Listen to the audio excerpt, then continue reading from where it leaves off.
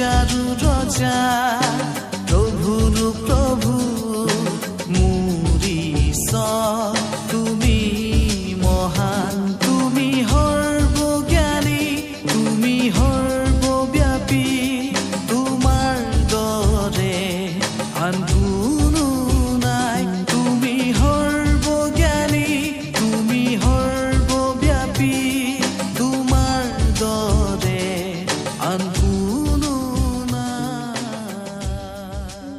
মহান ত্ৰাণকৰ্তা প্ৰভু যীশুখ্ৰীষ্টৰ মধুৰ নামত অভিনন্দন।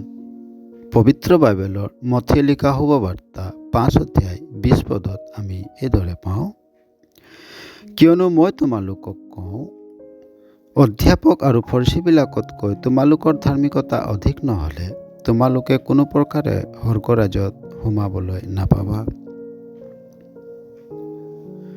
সদুকী আৰু ফৰিচীবিলাকৰ ধাৰ্মিকতানো কেনেকুৱা হয়? এইটো সেইবিলাক মানুহ হয় যিবিলাকে নিজৰ ধৰ্মকৰ্মৰ দ্বাৰাই বাহ্যিক ৰীতি নীতিৰ দ্বাৰা শৰীৰৰ শুদ্ধতাৰ বাবে বহু ধৰণৰ কৰ্ম কৰে, কিন্তু আত্মাৰ বাবে এনে কৰ্মৰ দ্বাৰা একো লাভ নহয় আৰু তেওঁবিলাকৰ হৃদয়ত একো পৰিৱৰ্তনো নহয়। ইয়াত প্ৰভু যীশুৱে ইয়াকেই ক'ব বিচাৰিছে যে যদি মানুহৰ হৃদয় পৰিৱৰ্তন নহয় তেন্তে বাহ্যিক শুদ্ধতাৰ একো মূল্য নাই।